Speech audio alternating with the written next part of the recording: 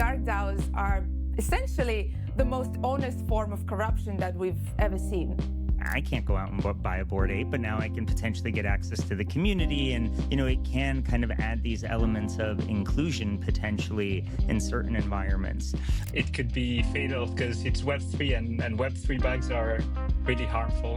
One of the worst case scenarios is that we actually see a new form of identity theft in crypto in which users get tricked into basically giving over their entire account to someone else. So basically, if it came from your key, you did it. Case closed. And your guys' work challenges that fundamentally. Even if there hasn't been any transactions in a single account, the identity of the owner of the account might have changed. Liquefaction enables for private vote selling. And the ability of not being able to sell votes is something that's kind of been really big in any governance system. So much of Web3's architecture is really built on this idea of non-fungibility. But we'll have to see what they do if multiple people try to attend with the same NFT. In the future, everyone will be world famous for 15 minutes on the website. Hi, I'm Eugene. And I'm Jamila.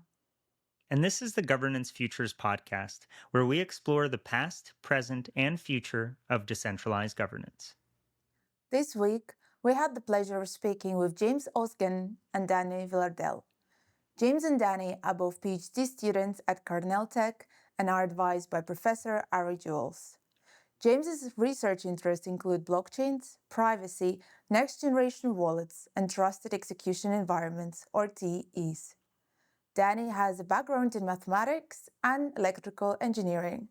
His interests include zero-knowledge proofs, blockchains, and privacy. James and Dani and their team have been working on Liquefaction, Dark DAOs, and the Take My Ape experiment to really highlight the idea of encumbered wallets. The essence of these projects is essentially disproving the assumption that private keys equals a unique identity. In this interview, we go over their work and we get into both the exciting and potentially scary applications of liquefaction. We think these concepts are important to understand whether you want to build a governance system that actually relies on the assumption of shared identity, or if you want to explore ideas such as complete knowledge proofs to ensure that private keys are truly associated with who you think they should be. Before we get into the interview, a reminder that if you like what you hear, please subscribe wherever you're listening. Leave us a review, share with others, or reach out to us if you want to chat. And without further ado, here's the chat with James and Dani. Welcome, James and Dani. Excited to get into the conversation with you today.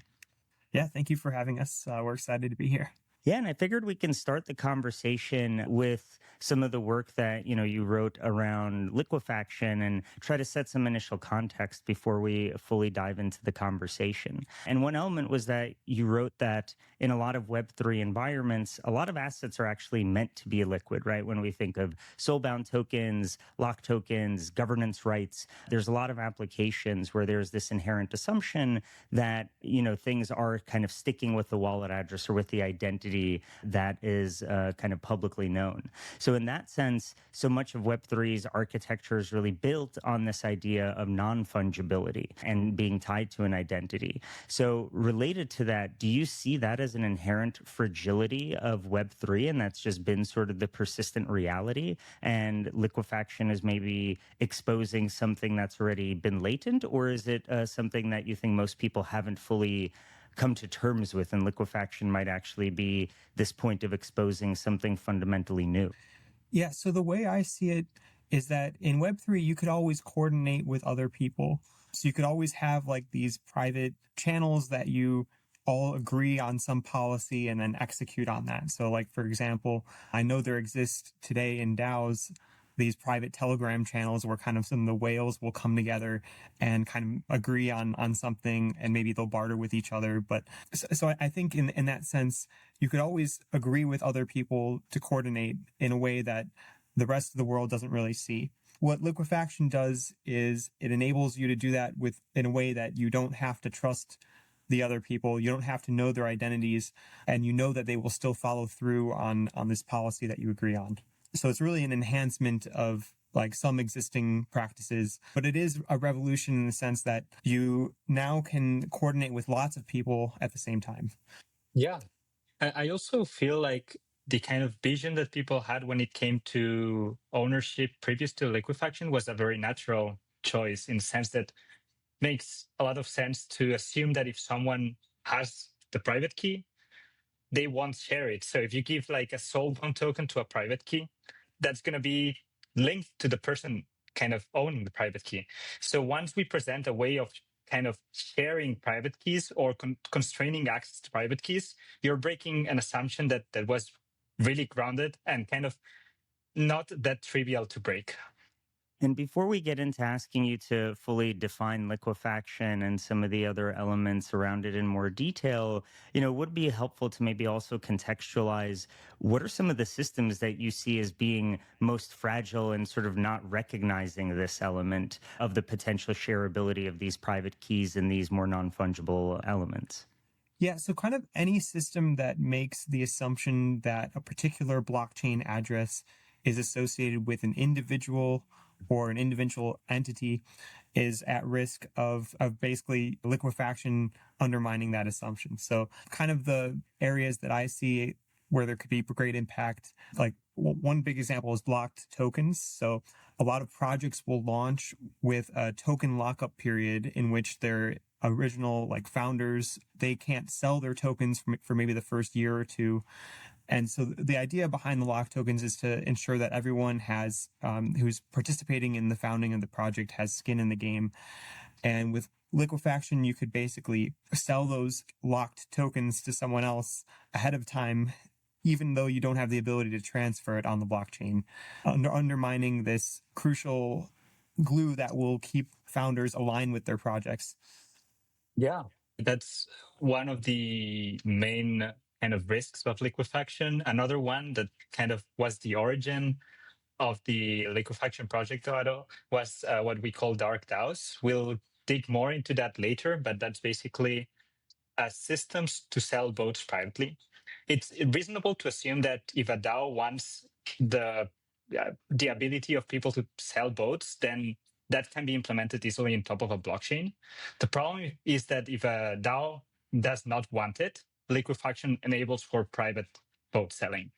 And the ability of not being able to sell votes is something that's kind of been really big in any governance system, as it kind of breaks a lot of kind of integrity of the voting system if you're able to sell votes privately. So it's kind of another place where liquefaction could be really harmful. Yeah, absolutely. I mean, I know whether it's, some identity solutions like World ID or, just thinking of our own governance system, a lot of assumptions are very much predicated on thinking that those private addresses or private wallets are really unique to an individual and it's not something that's getting shared. And so I guess to kind of finish setting the context, how do you both define liquefaction? What do you see as kind of the short summary of the core idea here when you're presenting it to folks? Yeah, so Liquefaction's a wallet platform that essentially enables you to fractionalize your account and the assets in it and allow others to sign messages or transactions through your account using some policy that you initially defined. And yeah, so that's kind of the short answer. Yeah, liquefaction, we've mainly talked about the bad things of liquefaction, but liquefaction has many good things. So I feel James' definition does capture this kind of flexibility liquefaction provides and the ability to have both the kind of harmful behavior that this flexibility brings, but also the kind of positive traits that you can achieve with such a flexible wallet that enables you to add logic on top of your address. Yeah, that's great. Really appreciate kind of the core context that you're setting and happy to pass it off to Jamila to dive a little deeper into some of these things. Thank you, Eugene. It's great that we have those conversations because it makes me realize how we actually naive. Because it feels like we have so many assumptions that if a transaction is signed by a wallet, then it must have come from the person who owns that wallet. I feel like, James, you mentioned that in one of your presentations, that if we see a vote or transfer coming from Vitalik's address, then we assume that he sent it. And this assumption we see everywhere in the Web3. So basically, if it came from your key, you did it, case closed. And your guys' work challenges that fundamentally. And Dani, you touched upon Dark DAOs. So I'm very curious to dig a little bit deeper into Dark DAO. So you define it as essentially a private smart contract that targets legitimate DAOs, attacking its voting integrity by enabling vote buying amongst its users.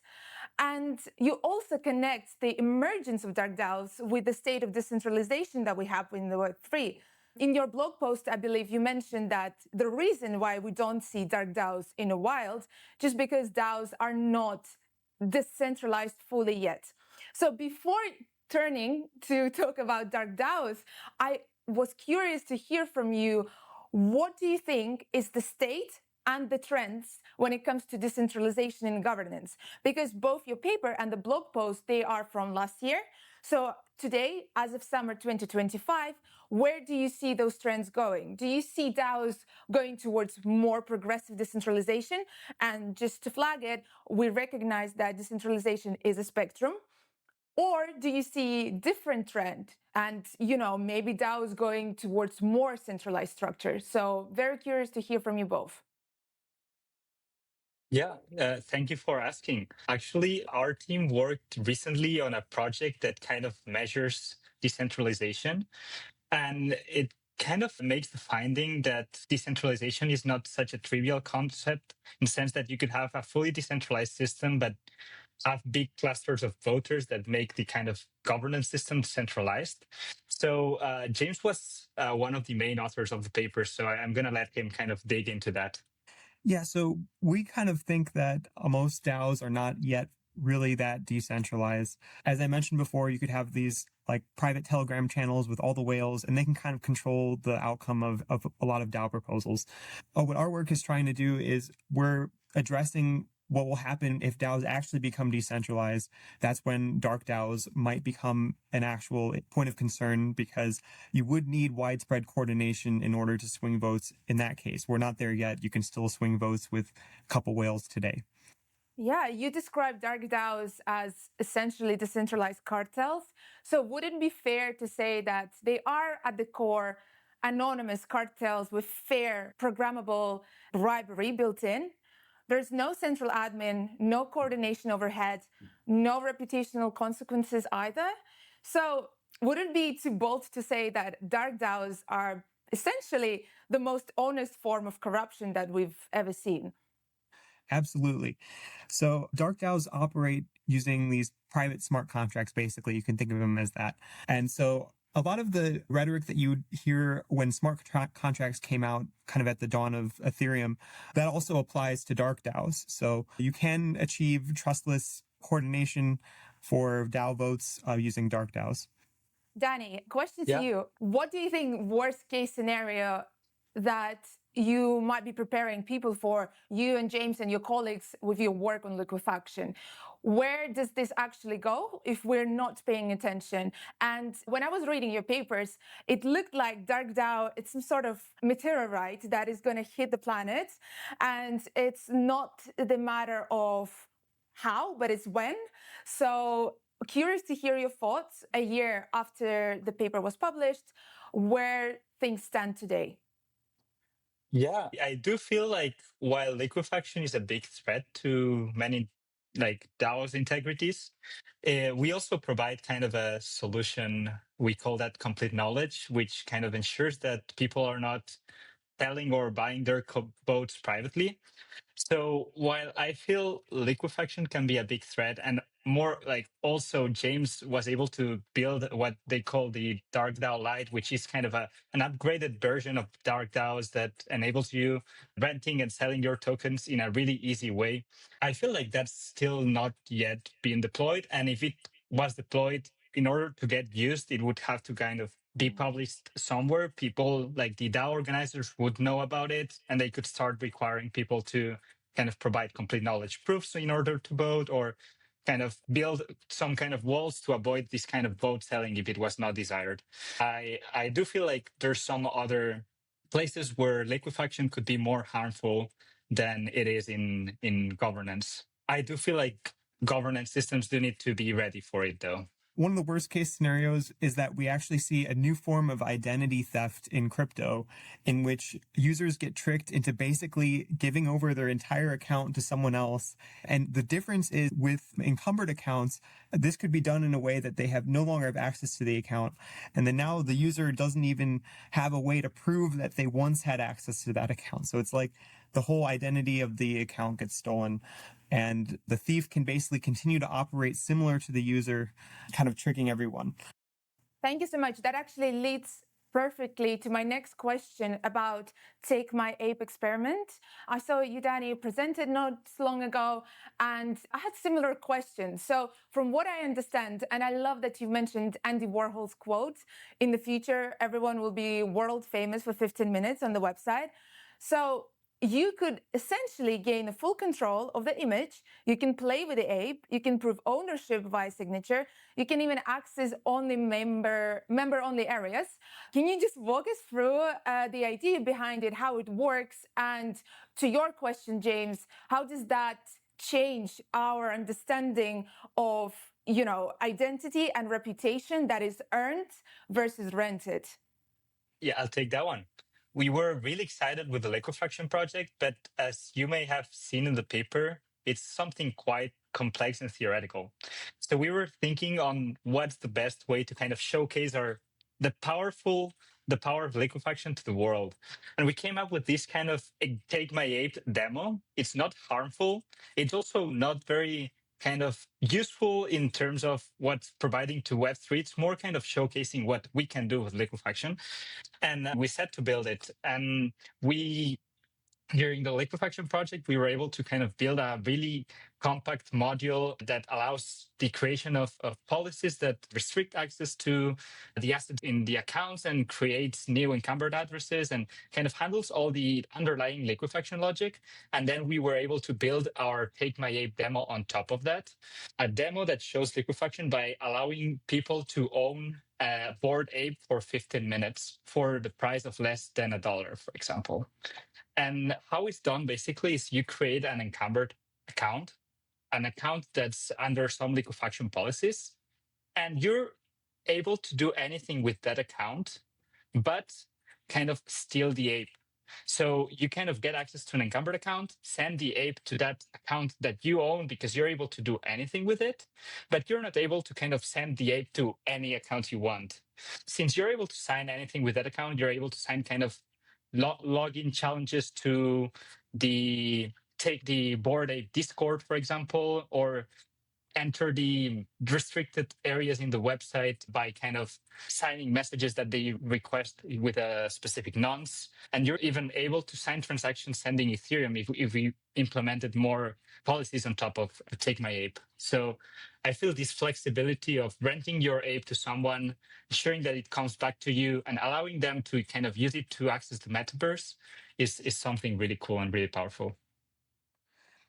Yeah, so imagine an Ethereum account that's just going on doing its regular activities, and then it receives a Bored Ape NFT, and then it continues doing whatever it is, and it looks like it literally was sent a Bored Ape NFT from some other person, but actually there's this secret policy attached to the NFT that requires it to boomerang back to somebody else, like the next person who wants the ape. And that's essentially what Take My Ape is doing. It attaches this private policy behind an EOA address that just simple blockchain analysis isn't going to expose to anybody. And it's really interesting to think about because on the one hand, and I appreciate in your paper you'll have the table, and maybe we'll try to get that as a pop-up graphic that shows the benefits and potential disadvantages of kind of the various use cases of it. And thinking of it, specifically for Bored Apes, like I can't go out and buy a Bored Ape, but now I can potentially get access to the community, and it can kind of add these elements of inclusion potentially in certain environments. But I did also want to think of, and maybe expand upon what are some of the negative concerns potentially. And especially, I don't know how the Bored Ape community, if they're even aware of this or excited about it or not, but if you are able to share, as this experiment has come up, have there been either any theoretical or realized concerns that have been stated of like, hey, this might either devalue it, or in a different direction of, hey, this might create a secondary market condition where during like Bored Ape events, the price of getting access to it is going to spike. And like you could start adding interesting market dynamics that can also have both positive and negative. So yeah, just wondering how y'all are seeing and kind of interacting with any potential negative or challenges relating to this. So, certainly liquefaction can be used to undermine like things that are supposed to be exclusive in the Web3 ecosystem, because now you can do this kind of secure reputation rental to someone else, or someone else can become you for some amount of time and in a way that's completely secure. So in that sense, yes, it could undermine exclusivity. And especially when it comes to in-person events, I think whoever's organizing these events they're going to have to ensure that the users that were approved didn't sell or transfer their NFT to somebody else, because then you could do this thing where you have maybe 1,000 people show up to this event who only paid $1 for it. That would be a huge concern. And that's something we're also kind of worried about with upcoming Ape Fest in October. So we don't actually know how they coordinate it at the Bored Ape Yacht Club yet, but we'll have to see what they do if multiple people try to attend with the same NFT. How did you actually get the first owner to lease it for you? How did it practically work? Yeah, so our lab's involved in this broader research organization called IC3, the Initiative for Cryptocurrencies and Contracts. And IC3 was generous enough to allow us to use their funds to purchase a Bored Ape NFT for use in this project.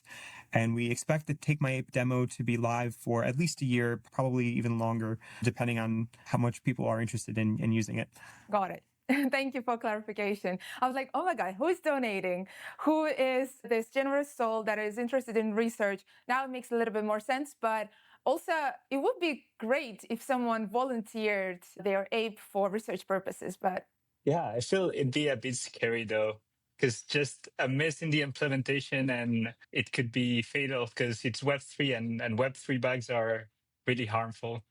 Yeah, and I guess a quick follow up, especially to the example you were mentioning of like 1,000 people potentially showing up to, the NFT gated event or something like that.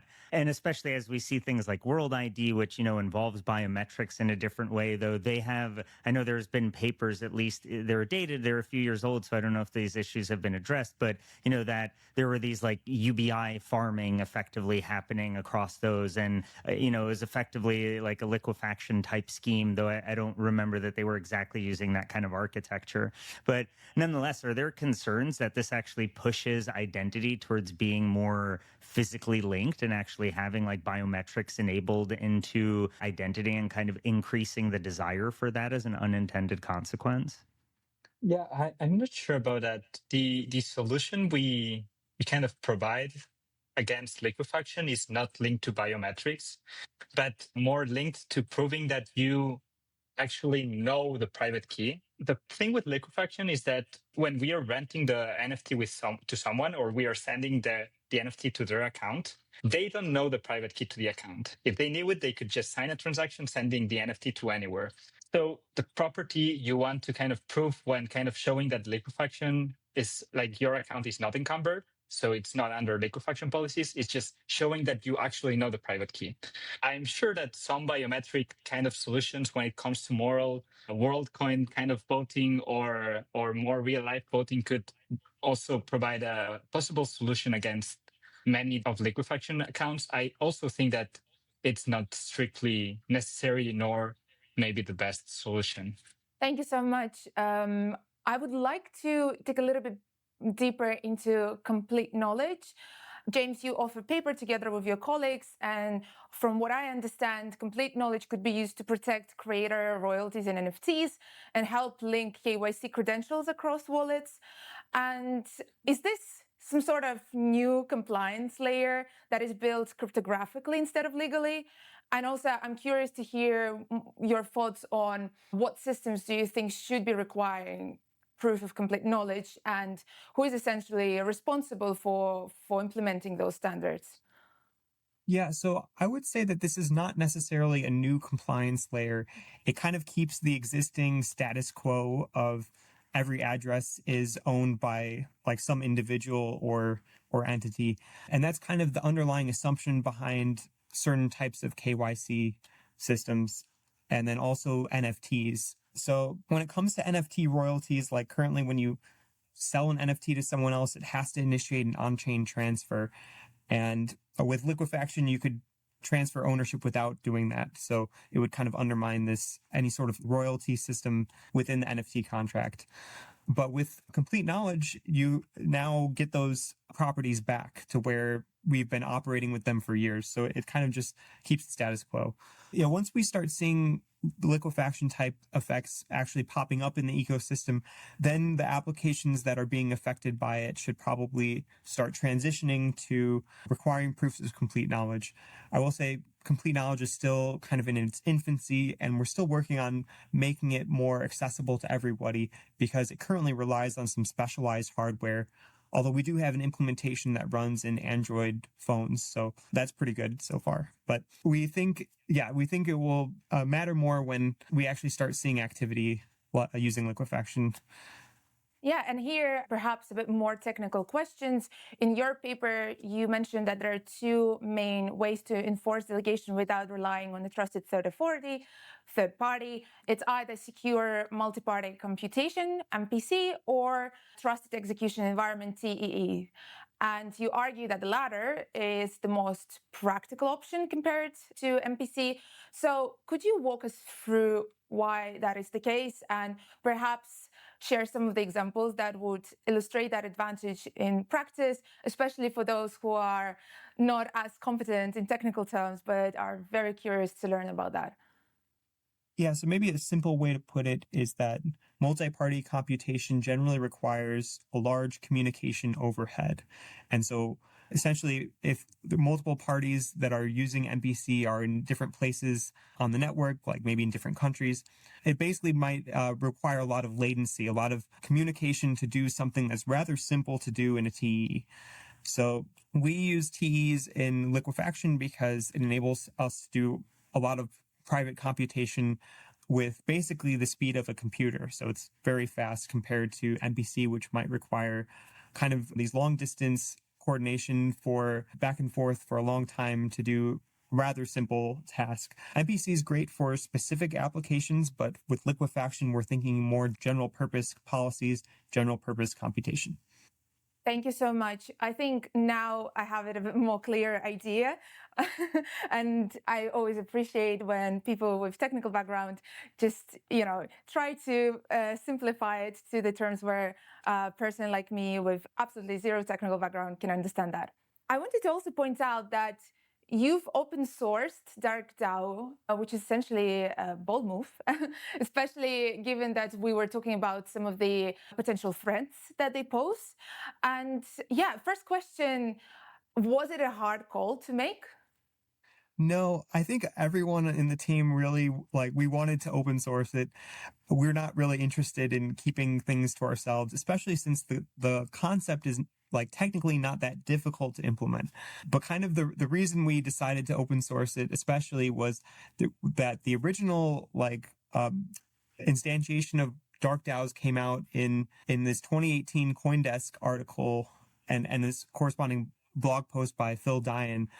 And there were some people answering to the CoinDesk article, and they basically dismissed Dark DAOs as imaginative, basically saying that it was not going to happen. And so we wanted to show that it was possible today and fairly easy to implement.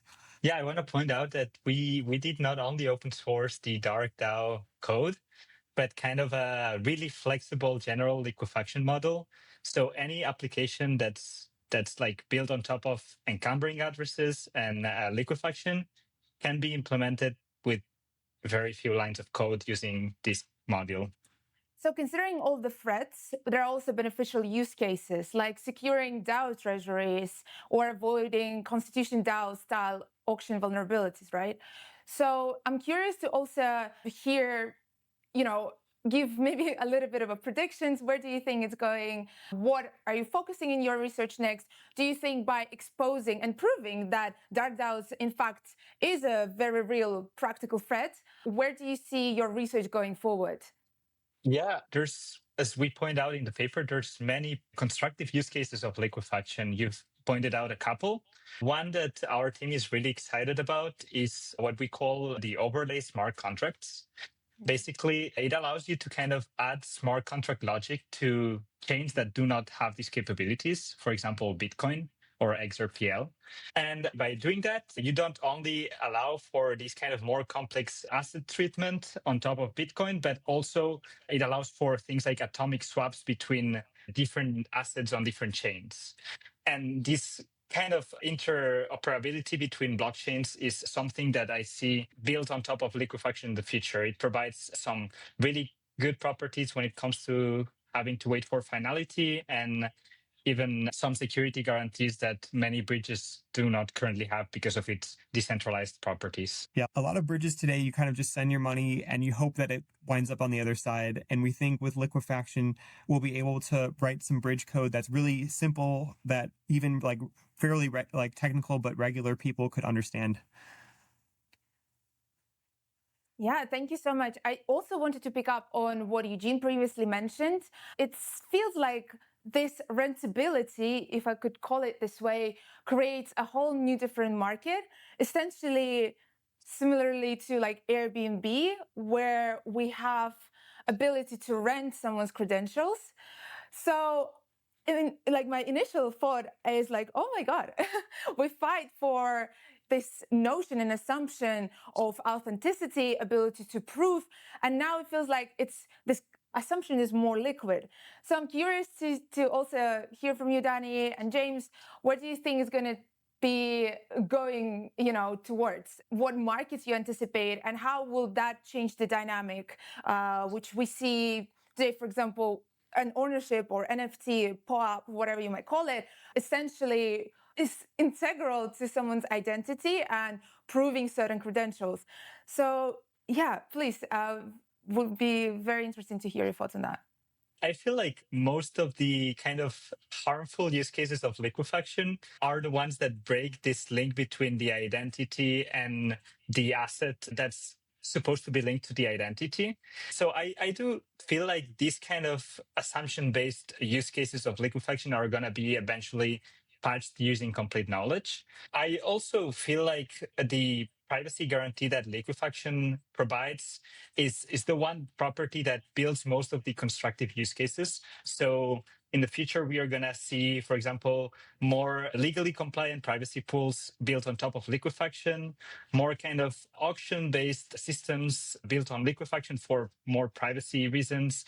Anything that kind of the blockchain that cannot be done in a classical blockchain due to its kind of public properties will be able to be done using liquefaction to kind of provide this extra privacy guarantee.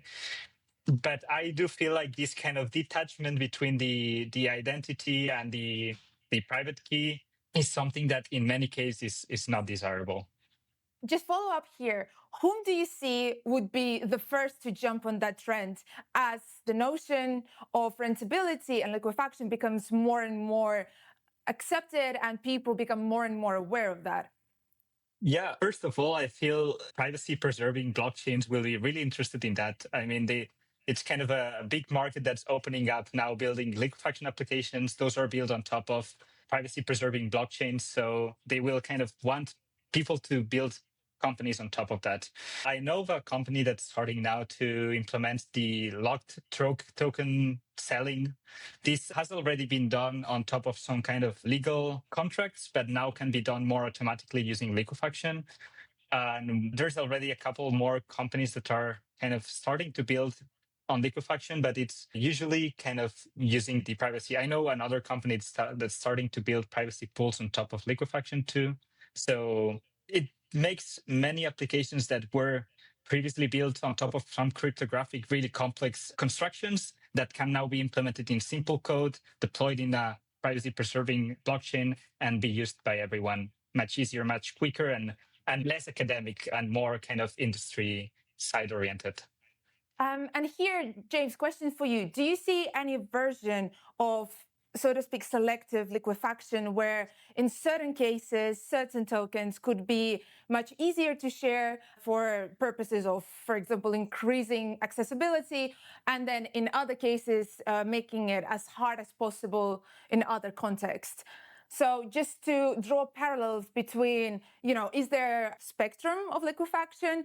Are there any parameters that we can tweak? Or is it just one way that it functions, if that makes sense? And I'm sorry if this is an oversimplification, but trying to digest it as a non-technical person, this is the question that came to my head.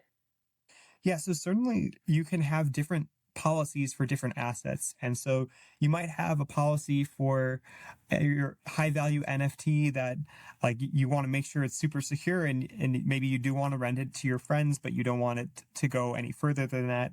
That's something that you can do with liquefaction.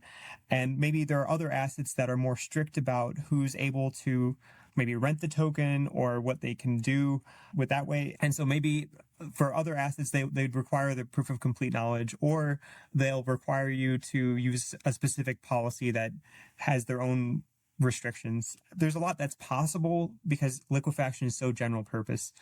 So you can have per asset policies pretty much. Yeah, I wonder how much those per asset policies will actually enable or revitalize some attempts at like small network asset sharing. I'm thinking of just like shared properties or communal living or like access to physical spaces where you might not want it on a free market or, on a much more open thing. But, if the four of us are friends, then we can share a thing. So do you see that as sort of an area that gets you particularly excited, and especially when it comes to the companies being built or the actual implementations?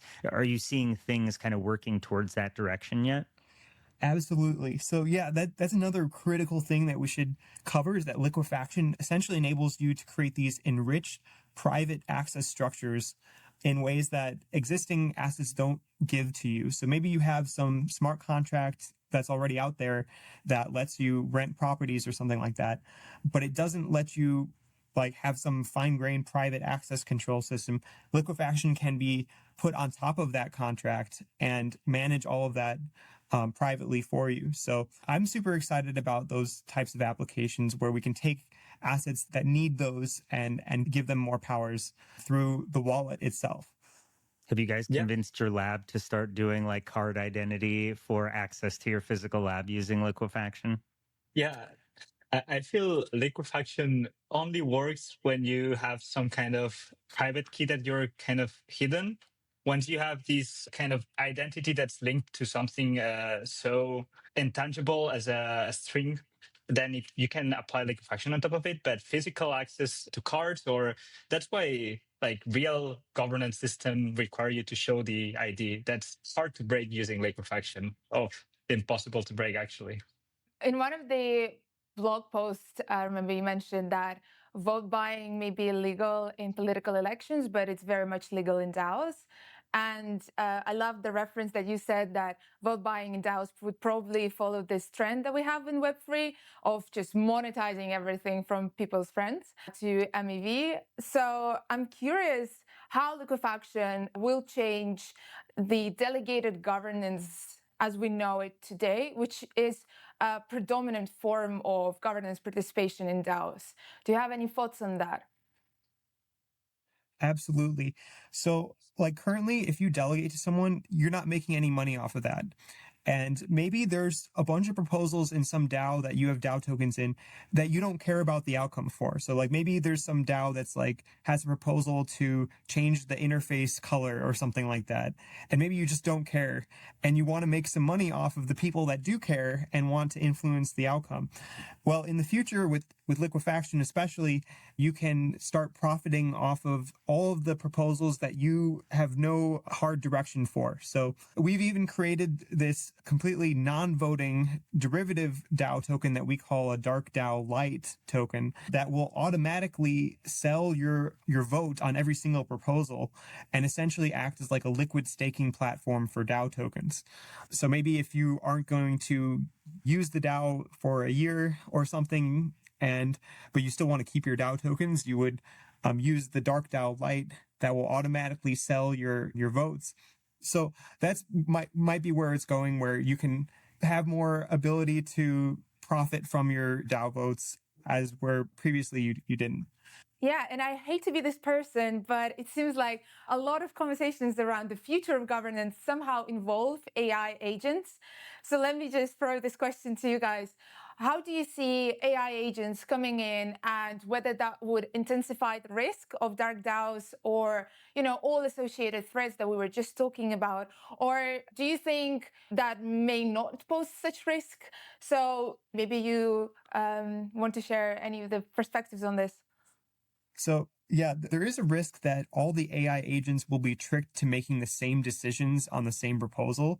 So that's one kind of alignment risk, where they all kind of gravitate toward one answer, kind of regardless of what their owners really want them to do. But the other risk is that they do other things with your wallet that you don't want them to.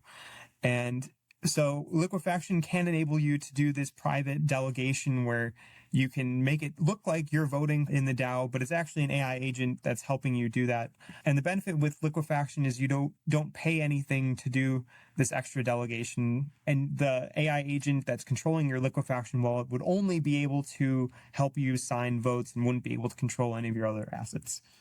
And here, just a follow-up question as well. If we see like renting reputation, not necessarily as fraud, but economic coordination, does this mean that we should, first of all, embrace composable reputation, rentable reputation, but also, in your opinion, does it push us towards establishing new norms around ethics of identity in crypto? Yeah, we really haven't seen very much like selling identities yet in the crypto ecosystem, but it might become a thing. And we might have to, as you mentioned, start developing a system of ethics around that, into what sort of delegation is nice to do and what is not so nice to do.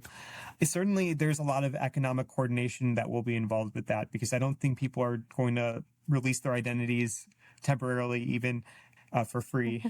That's a good point.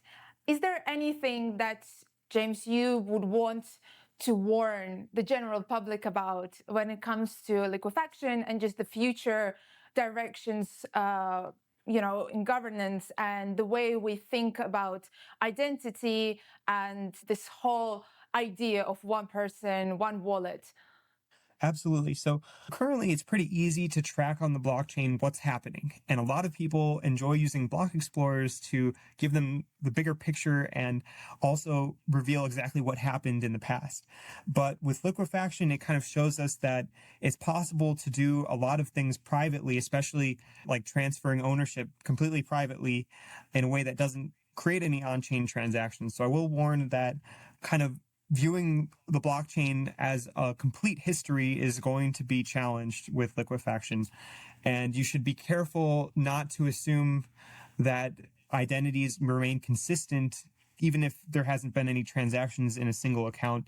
The identity of the owner of the account might have changed. Before we will move on, do you want to provide any input?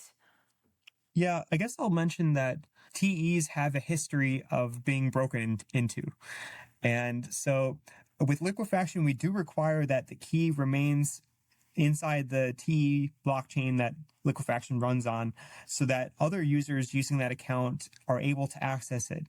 Because even if you connect and if other people have access to your account, they still want to be able to use it. But in the future, we're thinking of developing a more secure system that would basically create a committee of TEs to reduce the risk of a single one being compromised. So there needs to be more security before liquefaction probably will be used for really high value applications. I've been to a couple of conferences recently, and AI is a big topic. Everyone's talking about it, how it's going to change Web3. And AI in DAOs is kind of a big thing. I know that many people do not like reading all the proposals. They would maybe prefer to have some kind of AI bot do the job for them. So I feel this integration is going to happen. I also feel like giving your vote to AI could be problematic in many ways. There's many attacks on top of kind of making AIs do things that maybe the user would not want to, by kind of making some kind of poison attack or adversarial examples. And I do see that needs to be taken care of. And there's sure going to be research on top of that in the future when it's more common. But I guess time will tell. And before we jump to quiz, I wanted to also give you a chance to maybe mention anything that we haven't covered yet, but you wanted to make sure that it's there. Maybe any message, any last comments?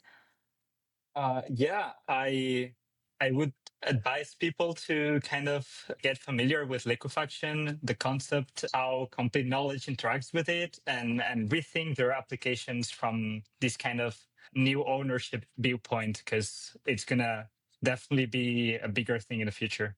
And I guess before we transition to the quiz, I'd love to kind of ask maybe a summarizing question. And when both of you think of how, liquefaction will, fundamentally reshape governance or enable new elements of governance, what do you see as kind of the core elements? Because I know we've talked about interoperability and privacy and certain accessibility, but also dark DAOs. And, especially if we're jumping forward to a future where liquefaction is much more proliferated, where complete knowledge systems are very robust. How do you kind of see the main changes to governance, or what do you see as kind of the core of governance in that world looking like? I feel like complete knowledge tools are going to be more accessible in the future. It's going to be easier for applications to kind of decide whether they require this kind of protection against liquefaction or not. New markets are going to appear. Web3 really likes monetizing stuff. So I'm sure some DAOs are going to be happy with this kind of new private selling of votes. And this kind of extra liquidity we are adding to the blockchain, I'm sure is going to be like good in many ways. Yeah, I completely agree with Dani. I think we'll see a little bit more complexity in governance as the model gets not as simple in terms of ownership, but it's not something that the DAO community won't be able to navigate. And I am excited to see how they address some of the challenges that liquefaction and some other threats to DAO governance pose to them. Yeah, no, I appreciate you both helping kind of summarize it there. And I feel like that's a great transition to our final segment on the podcast, which is this quiz where I'll be asking you a couple of questions and we're just looking for one-word answers. So I know that's never an easy feat, but nonetheless, the first question I want to ask you both is the future of identity is? Complicated. Flexible. Liquefaction will enable? Liquidity. This one's tough because there's like so many things that we know that it can enable. I will say, let's see. Interoperability is a good one, I guess. Oh yeah, that's a really good one. I'll go with that. Interoperability. Sounds good. And then the biggest threat to DAOs is? Vote selling. Does that count? We'll pretend there's a hyphen there and we'll accept it.